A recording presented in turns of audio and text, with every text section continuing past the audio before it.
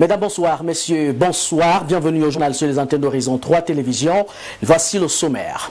Croisade contre les ambulants, le commerce ambulant qui ne cesse en tout cas de faire parler de lui dans la capitale politique. Voici ainsi le jour dit les mesures d'interdiction formelle du commerce ambulant en vigueur pour ce 20 janvier 2025 dans certaines zones de la capitale politique. Qu'en est-il concrètement de l'effectivité de cette opération le jour dit lancée par le maire de la ville Luc Messi à Tangana? Nos équipes sont allées toucher l'effectivité de cette opération sur le terrain. Le point sera fait dans cette session consacrée à l'information.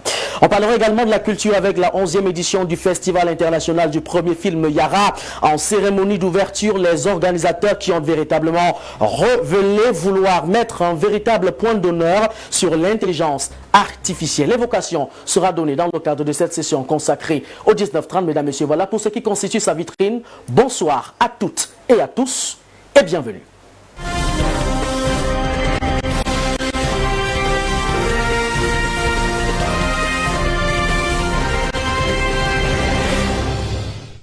Le MINFOPRA qui aide véritablement à l'école du numérique, le numérique qui s'invite dans tous les secteurs et même les domaines de la vie. Le Cameroun n'est pas véritablement épargné. À cet effet, le ministère de la fonction publique et même la réforme administrative a donc lancé une véritable opération visant ici à sensibiliser les opérateurs et même les agents administratifs de son département ministériel. Au cours de cette importante cérémonie, plusieurs hommes des médias qui ont véritablement répondu à l'appel de ce devoir. C'était au club MINFOPRA cet après-midi 20 janvier 2025. Henri Matip, Yvan Améni. La maîtrise du numérique est devenue une préoccupation majeure pour les États du monde entier. Longtemps annoncé, pour dématérialiser le traitement des dossiers, le gouvernement camerounais semble désormais vouloir joindre l'acte à la parole. D'où la tenue ce lundi, 20 janvier 2025, du lancement de la session du comité de pilotage du projet d'accélération de la sensibilisation du numérique et du renforcement des capacités en vue de la transformation du service public au Cameroun. En ce troisième millénaire, le monde est dominé par la communication. C'est pour ça que dans le cadre de la modernisation de notre administration publique, le chef de l'État a instruit que nous mettions tout en œuvre de telle sorte que cette culture soit véritablement entrée dans l'esprit des Camerounais et qu'ils puissent s'adapter rapidement à ce niveau. C'est un événement présidé par le ministre de la fonction publique et de la réforme administrative en présence de sa collègue des postes et télécommunications, Minette Libom Liliken, ici dans la salle des conférences du club MINFOPRA. Au-delà de permettre aux agents de l'État de se familiariser avec l'utilisation du numérique, cette session vise aussi à défaut de tordre le cou à la corruption ambiante dans l'administration publique du pays. Il ne s'agit pas simplement de l'acquisition de nouvelles technologies, mais d'un changement profond dans les mentalités et les pratiques au sein même de nos structures administratives. Le projet Smart Campus est la résultante de la convention signée entre l'État du Cameroun et l'Agence coréenne de coopération internationale, COICA. Les différents sites retenus pour son implantation sont l'ENAM, l'ISMP, SUPTIC et le MINFOPRA. Il faut cependant souligner que cette initiative peine à satisfaire tous les usagers dans le pays à cause des difficultés majeures, notamment la faible accessibilité des connaissances numériques dans les zones enclavées du pays, les perturbations fréquentes du réseau Internet, l'insuffisance et les coupures intempestives de l'énergie électrique. Reste seulement que cette autre initiative soit implémentée dans les règles de l'art avec la probité morale des différentes parties prenantes. Parlons cette fois-ci de la croisade contre le commerce ambulant, le jour dit, alors que le maire de la ville de Yaoundé, Luc Messi à Tangana, souhaite ainsi assainir la capitale politique du Cameroun. Ce 20 janvier 2025 marque donc la date visant ici à passer à une autre phase, la phase de la répression. Ils sont désormais interdits dans plusieurs marchés connus, cités et même concernés par cette mesure, les commerçants ambulants qui sont véritablement chassés. Le constat sur le terrain quant à l'effectivité de cette mesure prise il y a quelques jours seulement se fait dans ce reportage signé David So. Marché samedi dans le 3e arrondissement de Yaoundé ce lundi 20 janvier, les commerçants ambulants vident progressivement les routes et servitudes pour l'intérieur du marché. Une mesure du maire de la ville qui vise à libérer les rues et désengorger les espaces marchands de la capitale. Une décision pas très appréciée de certains commerçants. Ça nous dérange parce que c'est en route qu'on travaille là-bas, il n'y a pas le travail. Il n'y a pas que le marché là-bas, c'est en route. Quand on couvre un client ici là, c'est ici qu'on paye. Mais là-bas, on ne paye pas beaucoup. Ça me ralentit le commerce. Parce que avant que le maire n'annonce ce décret-là, je vendais plus de 10 000 par jour. Maintenant, je me retrouve à vendre moins de 10 000 par jour.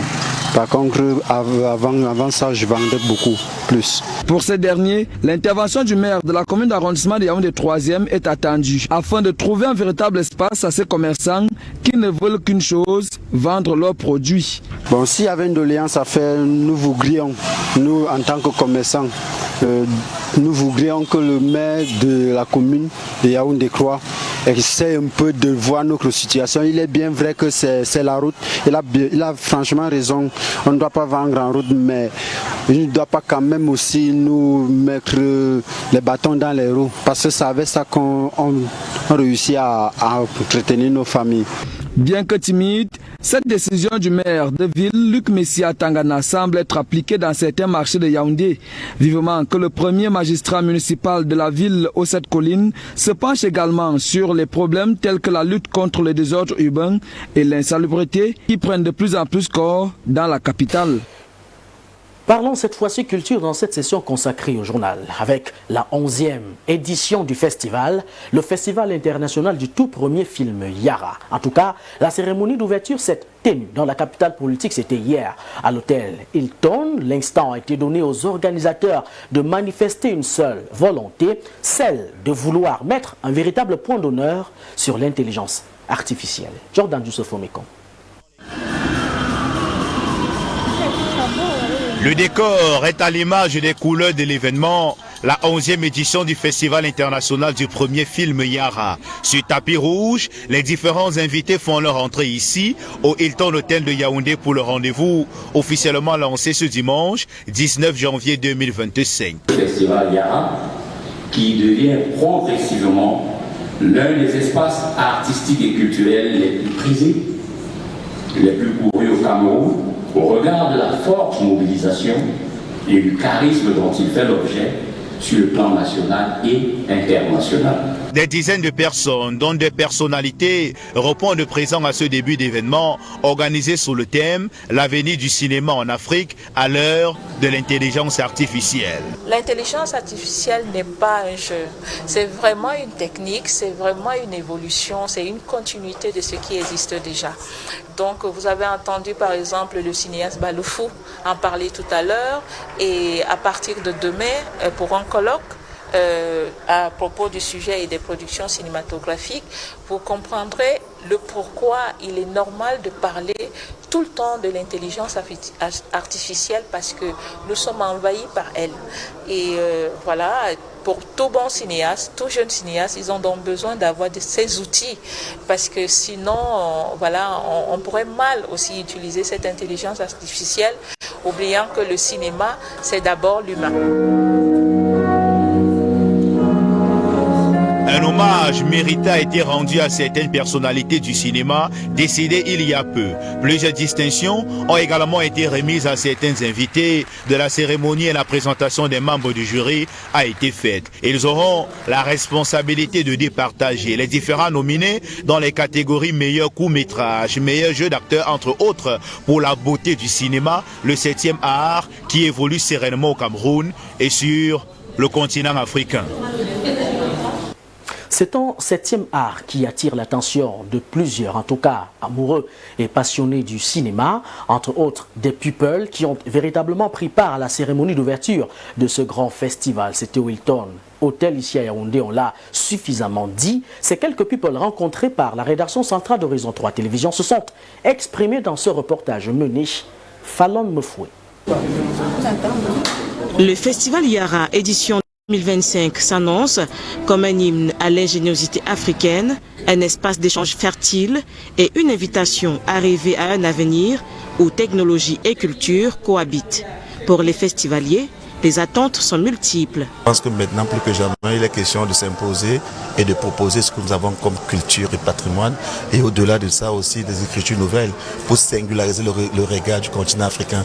Donc je pense que le Yara, effectivement, est une belle opportunité pour les cinéastes, non seulement d'ici et ceux de la diaspora aussi. Les cinéastes créent de nos jours à l'aide de l'intelligence artificielle, donc je trouve que c'est important qu'on en parle dans les différents débats, dans les masterclass et même pendant les projections. Sur les écrans, le festival prévoit de faire la part belle à des œuvres soigneusement sélectionnées.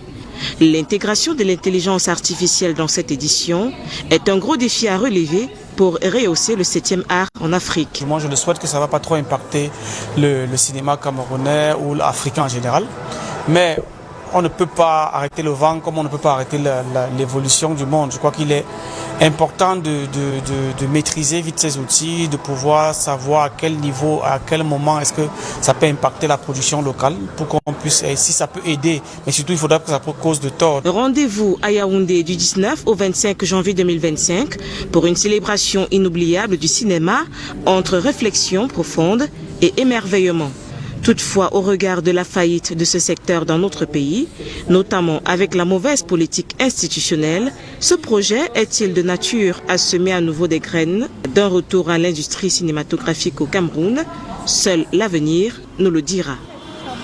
Pour être complet relativement à cette actualité, nous avons en tout cas choisi pour la 11e édition consacrée au festival Yara de vous présenter les 4 femmes entrepreneurs qui ont reçu l'attention de plus d'un. Elles sont entre entrepreneurs et même cinéastes qui ont reçu des prix spéciaux de l'organisation de ce 11e numéro. Parmi les élus, la sénégalaise Koka Nyang, la centrafricaine Abi Touré, la congolaise Claudia Yak et même la camerounaise Emi Denis Basson. Le choix de ces ambassadrices du cinéma africain, en tout cas, s'exprime dans ce morceau choisi par Horizon 3 Télévisions.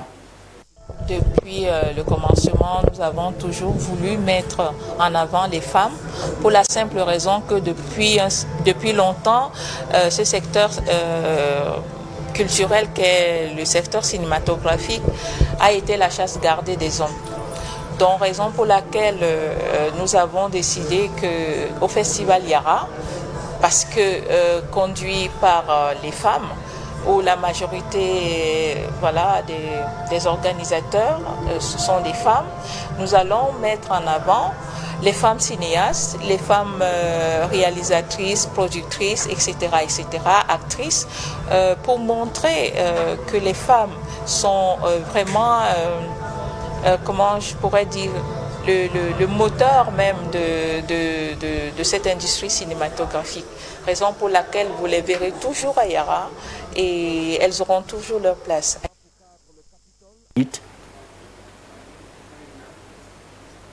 Parlons cette fois-ci football avec le football féminin Guinness Super League Acte 5, la 7e journée qui s'est disputée. C'était dans ce week-end dans les villes les plus importantes, Yaoundé et même Douala. Notons tout de même que FC Bolova, qui reste leader du classement grâce à sa victoire enregistrée, c'était face à l'OS Mine Prof, 2-0.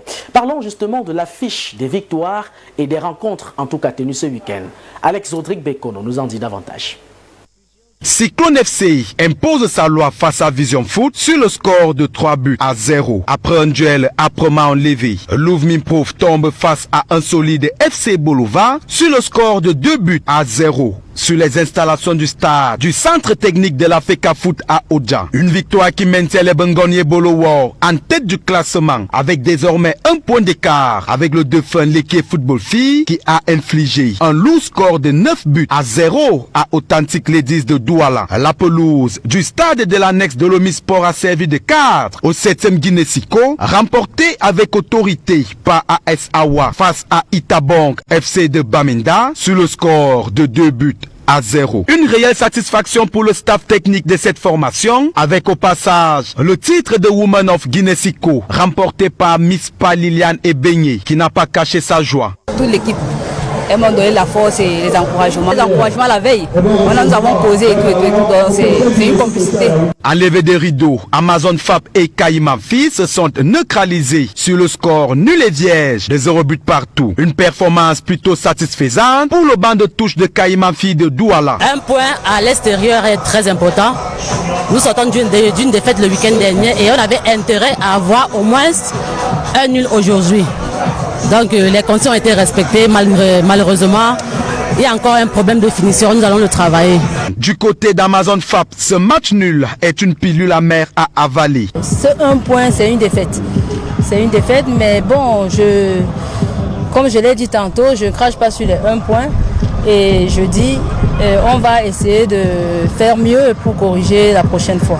Les princesses de la Ville Rose sont venues à bout de Jasport Academy après une partie bien maîtrisée. Score de la partie, 3 buts à 1. Éclair Football Filles de SA se relance grâce à cette belle victoire. Le rendez-vous est donc pris pour le week-end prochain en ce qui concerne la 8e journée. Parlons cette fois-ci d'autre chose avec cette actualité majeure sur le plan mondial. Donald Trump qui a prêté serment il y a quelques heures seulement, c'était à 18h, heure du Cameroun. Ce jour, en tout cas, marque une autre opportunité pour les Africains et même pour le monde certainement. Le 47e président des États-Unis d'Amérique, on le sait, vient avec une lueur d'espoir. Disons-le, les Africains, de leur part, s'attendent plutôt à de nouvelles réalités politico-socio-économiques. Qu'en est-il concrètement? Madeleine Gorbandon, tentative de réponse. La victoire de Donald Trump suscite des interrogations sur l'orientation future des relations américano-africaines. Les interactions entre les États-Unis et le continent africain s'articulent sur plusieurs enjeux, dont relations économiques, programmes d'aide, sécurité, immigration, entre autres. Sous l'administration de Joe Biden, les relations commerciales ont connu une forte croissance et les investissements américains en Afrique ont dépassé la barre des 22 milliards de dollars. C'est le cas avec d'importants projets stratégiques tels que le corridor ferroviaire de Lobito qui traverse 3 pays africains, l'Angola, la République démocratique du Congo et la Zambie. Toutefois, ces investissements pourraient se perdre face aux tendances protectionnistes de Trump sous le slogan « Les États-Unis d'abord ». Le sort de la loi sur la croissance et les opportunités en Afrique qui représente depuis 2000 un élément vital pour les exportations africaines vers le marché américain est inconnu, surtout que Trump a déclaré lors de son premier mandat qu'il n'a pas l'intention de renouveler cette loi qui expire en 2025. De même, il a promis d'imposer un droit de douane unifié de 10% sur toutes les marchandises imposées. Parlons de l'aide américaine. Le nouveau président américain va tenter de réduire l'aide étrangère au niveau mondial. Notons que l'aide annuelle américaine à l'Afrique s'élève à environ 3,7 milliards de dollars, faisant des États-Unis le pays qui fournit le plus d'aide en Afrique. Fin du journal sur les antennes d'Horizon 3 Télévision. Mesdames et messieurs, c'est avec cette autre session consacrée à l'information que nous souhaitons de passer une très belle suite de programmes sur nos antennes. Je vous laisse en compagnie de cette vespérale Horizon Soir animée par Bertrand Bika. Quant à moi, le rendez-vous est pris pour demain lorsqu'il sera très exactement 19h30. Ne l'oubliez jamais, la connaissance reste et demeure le seul escalier qui vous conduira vers la richesse. Visiblement, il n'y a rien de spirituel dans la pauvreté. Bonne soirée à toutes et à tous et à demain, 19h30.